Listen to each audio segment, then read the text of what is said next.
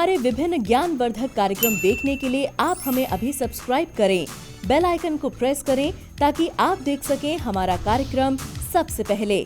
और अधिक जानकारी के लिए फेसबुक पेज को लाइक करना न भूलें। जय माँ इंद्राक्षी। इंद्राक्षी धाम में दर्शकों आप सभी का हम हार्दिक स्वागत करते हैं। आज के दिन जिन जातकों का जन्मदिवस है, मैरिज एनिवर्सरी है, उन सभी को हमारी तरफ से बहुत बहुत शुभकामनाएं। आइए आज का पंचांग देखते हैं।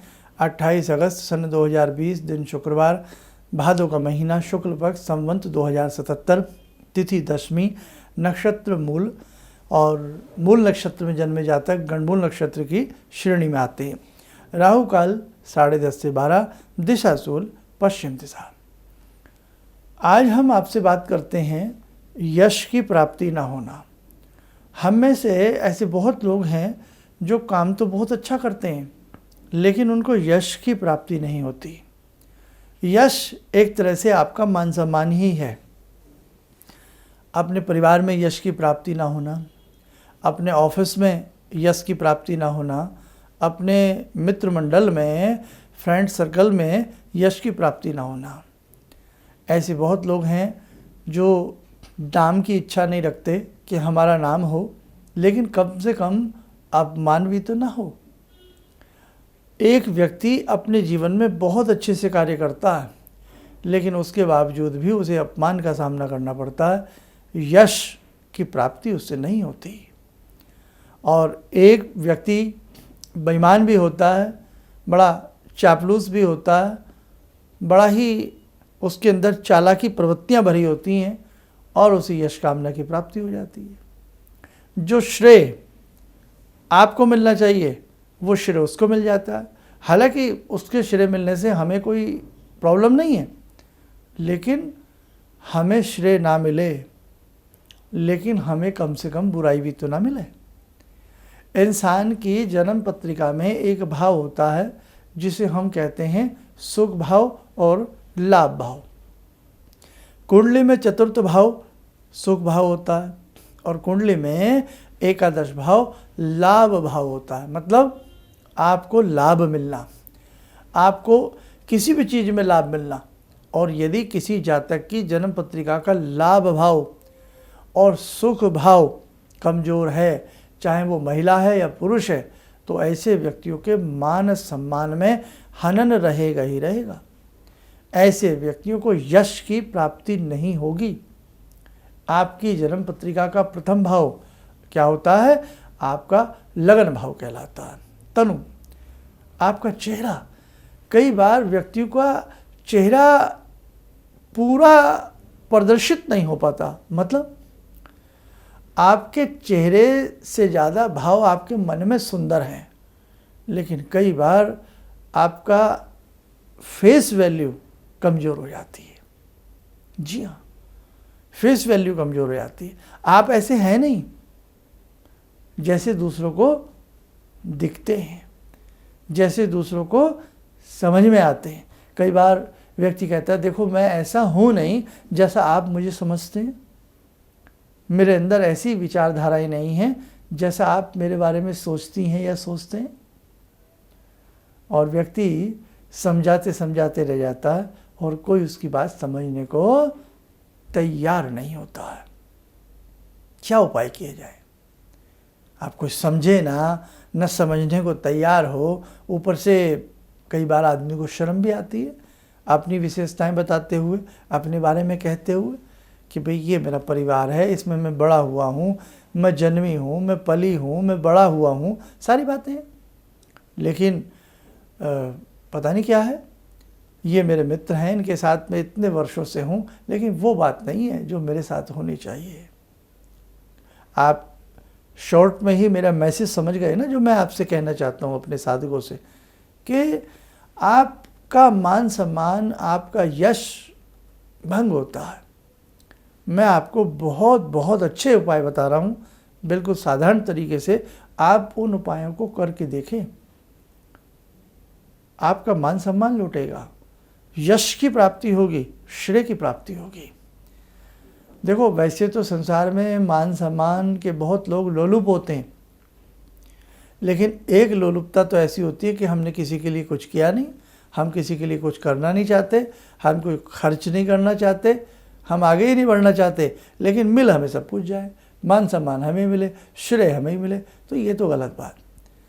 लेकिन सब कुछ करने के बावजूद भी अगर हमारा हाथ खाली रहता है, हमारा मस्तक पे तिलक नहीं लग पाता है, हमें कोई कुछ नहीं अच्छे से बोल पाता है, अच्छे से हमारा मन नहीं खुश हो पाता है, तो ऐसी स्थिति में चुपचाप ही सही हमें कुछ उपाय कर लेने चाहिए। अपने मान सम्मान को बचाने के लिए, अपने यश की प्राप्ति के लिए थोड़ी सी और कुछ नहीं होता, आदमी को खुशी होती है कि हाँ भाई आपने मेरा मान किया। ज़रूरी नहीं कि नान हलवे से ही व्यक्ति का मान सम्मान बढ़ाया जाए। कहते हैं कि ज़िल्लत के नान हलवे से बेहतर है इज़्ज़त की खुश्क रोटी। इज़्ज़त मिल जाए बस, इज़्ज़त ना जाए, इज़्ज़त बरकरार रहे, इज़्ज़त बनी रहे, बेइज्जती ना हो। तो मान का तो एक पानी बहुत होता है। क्या उपाय करेंगे? एक ऐसा मंत्र मैंने आपको हज़ारों बार बताया है। आप कई बार ना मंत्र बहुत अच्छे से करते हैं और आप कई बार ना मंत्र बहुत अच्छे से नहीं भी करते हैं। तो जब हम बहुत अच्छे से किसी मंत्र की साधना नहीं करते हैं ना, तब हमारे साथ ऐसा होता है। कई बार उथले मन से करते हैं, पूर्ण मन से नहीं करते, पूरे विश्वास से नहीं करते। जब ऐसी स्थिति आती है तो कसौटी पर मंत्र नहीं कसता और हमें पूर्ण लाभ नहीं मिलता। आइए अब आपको मैं मंत्र बताता हूँ, सुना हुआ तो है आपका। ओम ज्ञानी नाम अपि चेतांसी देवी भगवती ही सा बलादा कृष्य मोहाय महामाया पृच्छति। दुर्गा सप्तशती का सप्तश्लोकी का पहला मंत्र है। ये मंत्र आज के दौर में मेरे हिसाब से सबको पढ़ना चाहिए, क्योंकि आज बड़ा विषाक्त समय है, विषैला समय है। लोग अजगर की भांति काटने को तैयार रहते हैं, डसने को तैयार रहते हैं। रिश्तों में दरारें, मधुरता गायब, कड़वाहट की उत्पत्ति, अहिफैन की प्राप्ति। तो ये मंत्र मान सम्मान में 4 चांद लगाता है। ये मंत्र आपके सुख का वर्धन करता है। भगवती दुर्गा को याद करके, माँ इंद्राक्षी को याद करके, लाल बिंदी मस्तक पर लगा के इस मंत्र को कम से कम 3 माला प्रतिदिन करें। और इसी मंत्र को आप चलते फिरते उठते बैठते अपने कंठ में इसका वास करें, मतलब इसको जपा करें, बहुत अच्छा लाभ मिलेगा। ओम ज्ञानी नाम अपि चेतांसी देवी भगवती ही सा बलादकृष मोहाय महामाया पृच्छति। मिल जाएगा दुर्गा सप्तशती में। बहुत बार आप कहते हैं ना मंत्र लिख करके दे दिया करें, तो मुझे भी कई बार नहीं पता होता कि आज मैं क्या सब्जेक्ट बोलने वाला हूँ, बस हो जाता है। इसलिए कई बार बड़ा दौड़ते भागते एपिसोड आपके लिए बनाता हूँ, तो फिर वो चीज़ें कुछ रह जाती हैं, क्षमा चाहता हूँ। तो आपको मैं इसलिए बता देता हूँ ये मंत्र कहाँ मिलेगा, वहाँ से आप शुद्ध तरीके से इसको नोट डाउन कर लेना। आया समझ में? एक चीज़ और बताएं, सुबह सुबह जब सूर्य उदय होते हैं, उदय होते सूर्य को प्रणाम करें, नमस्कार करें और उनके समक्ष बैठ जाएं। कम से कम 15-20 मिनट गायत्री मंत्र पढ़ा करें। आप 40 दिन करके देखो, 41 दिन करके देखो, 1-2 माह करके देखो ना, आपको चमत्कार मिल जाए। जिन योगियों को बंद लगाने आते हैं, उद्यान बंद, मूल बंद, जालंधर बंद होते हैं। अब मैंने कई ऐसे सन्यासी देखे हैं कि उद्यान बंद लगा लेंगे। उद्यान बंद में क्या होता है, पेट की जितनी भी ये नसें हैं वो पीछे पीठ की तरफ खींची जाती हैं। आप मत ऐसा करिएगा, किसी जानकार से ही मिल करके करिएगा। उद्यान बंद लगा हुआ है और गायत्री मंत्र चल रहा है। क्या चमत्कारिक चीज़ें होती हैं। खेचरी मुद्रा लगाई हुई है जीभ पीछे को करके, या खेचरी मुद्रा में तो जीभ बिल्कुल पीछे ले जाई जाती है। घंटी होती है गले में, जो तालुका होती है उससे बिल्कुल पीछे की तरफ ब्रह्मरंध्र में गड्ढे में जीभ को फंसाई जाती है। और एक होती है सरस्वती मुद्रा, वो ईजी होती है, जीभ को मोड़ करके ऊपर की तरफ लगा लेना। सरस्वती मुद्रा में अनेकों ऐसे मंत्र हैं जो बड़ा ही चेहरे को दमदमा देते हैं और बात में वजूद पैदा होता है। खैर मैं उतनी गहराई में आपको नहीं ले जाना चाहता। सिंपल तरीके से सूर्य को निहारते हुए हल्की अधगचनी आंखें खुली हों, सूर्य आपके सम्मुख हो और गायत्री मंत्र 15-20 मिनट आप डेली पढ़ें। वो ये बातें बीच बीच में जो बताता हूँ ना, बंद की, और ये यहीं तक दुनिया सीमित नहीं है। मंत्र प्रकरण और मंत्रों की सिद्धि, मंत्रों का चमत्कार बहुत गहरा है। आपने देवराहा बाबा का नाम सुना होगा, आप में से बहुत ने, और उद्यान बंद उनको सिद्ध था। और देखो उनकी आयु ही का नहीं पता था 1000 वर्ष के हैं कितने के। तो बड़े बड़े तपस्वी हमारे देश में हुए हैं और हैं। ये देश बड़े बड़े तपस्वियों के बल पे चल रहा है, वास्तविकता है। ऋषि मुनियों का आशीर्वाद है हमारे भारत को। तो आप बहुत कुछ सीखना चाहते हैं ना, मुझे मालूम है। आप सीखिए, आप जुड़िए हमारे इस चैनल से। आगे कक्षाओं को थोड़ा विस्तार से और आपके लिए हार्ड करते जाएंगे। एकदम सारा कोर्स बहुत हार्ड नहीं बनाना चाहिए, फिर बच्चा नहीं पढ़ पाता, विद्यार्थी समझ में नहीं आता। 2 ही उपाय, गायत्री मंत्र सूर्य की आभा को निहारते हुए अधगचरी आंखों से, और जब शुरू करें शुक्ल पक्ष की द्वितीया से शुरू करें, आनंद देखें जीवन में। ओम ज्ञानी नामापि ये कभी भी शुरू कर सकते हैं, 3 माला, और दिन में चलते फिरते इसे पढ़ें। जो व्यक्ति आपसे विमुख रहता हो, खास तौर से जब आपके सामने आए, मन ही मन उस व्यक्ति को देखते हुए मंत्र पढ़ें। आपको महसूस होगा कि मंत्रों में क्या चमत्कार होता है। आए समझ में? आइए दर्शकों, समय हो चला है आज की ध्यानमाला का जुड़ते हैं। आज की ध्यानमाला में हम जब मंत्रों की बात की है माँ भगवती से। ॐ सिन्दूरारुणविग्रहां त्रिनयनां माणिक्यमूले स्फुरात् स्तारानायकशेखरं स्मितमुखी बापेन वाक्षोरुवां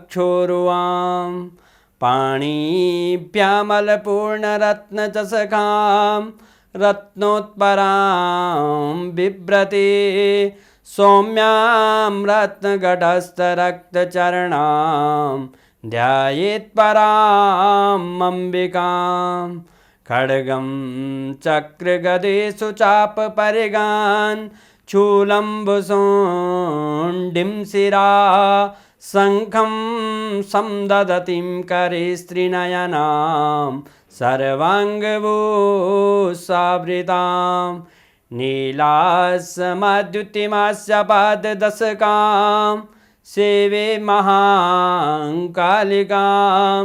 यामास्तो स्वपितैहरो कमलजो हन्तुं मधुं कैटवं विद्युद्दामसमप्रभां मृगपते स्कन्दस्थितां भीषणां कन्या विहकरवालखेटविलसा धस्ताविरासेवितां हस्ते चक्रगदाशिखेटविशिखां चापं गुणं तर्जनीं विप्राणामलिलात्मिकां शशिधरां दुर्गां त्रिनेत्रां भजे। कवच बना लें, ध्यान करें, भगवती का आशीर्वाद हम सब पे बरस रहा है।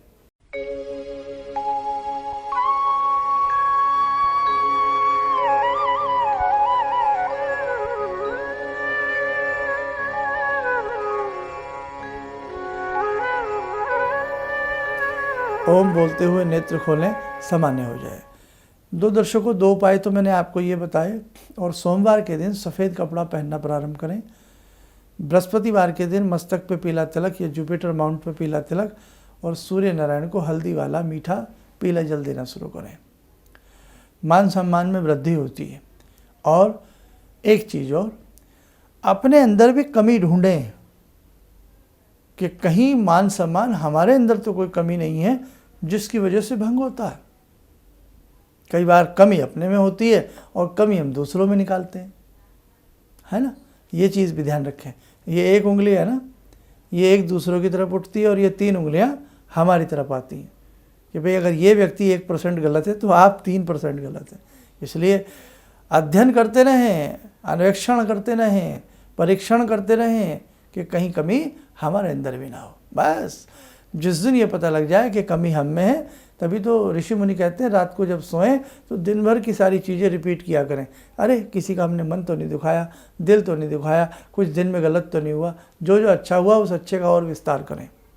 बस इन उपायों में से आप देखें, आपको बहुत अच्छा लाभ मिलेगा।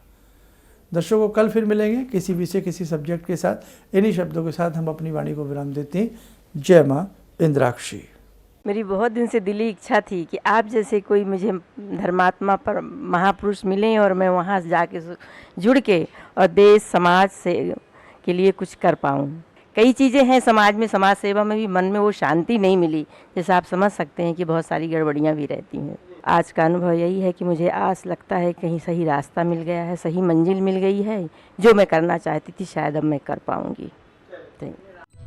किसी भी समस्या के समाधान के लिए मिले प्रसिद्ध हस्तरेखा एवं वास्तु विशेषज्ञ प्रोफेसर धर्मेंद्र शर्मा जी से।